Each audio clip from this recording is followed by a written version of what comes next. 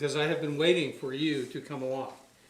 I didn't know who you were, but I knew that somebody was going to come along and challenge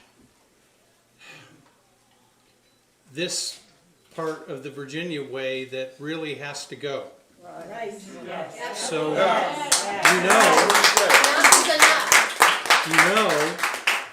in my case, my daughter Mary was one of the 32 students and faculty who were shot and killed at Virginia Tech. That was April 16th, 2007.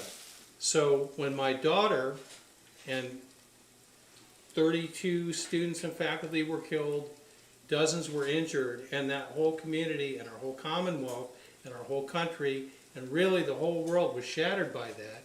Like you, I thought surely change will come. The time is now. But we watched as it came and went. And the change didn't come, not enough.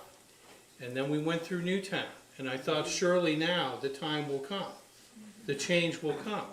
And the time came and went, and the change was not enough.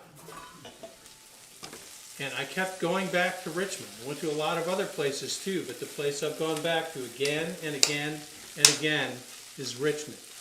And every time I go to Richmond, I go to see my elected officials. And I had a different senator who I went to see again and again and again. And I went with Andy Goddard, who endorses you. I went with Martina Lyons.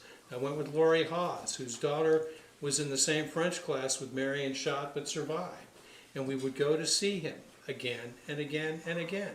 In February of 2020, I stood in front of the Senate Courts of Justice Committee and I begged that committee to pass the assault weapons ban. I begged them. And you can go watch the video. You can look it up on the internet. It's there. And Chap Peterson sat in the back and he knew what I was there, and then he collaborated with a couple other senators and he made sure that that didn't pass. And I have reminded Chap of that every single time I've seen him since.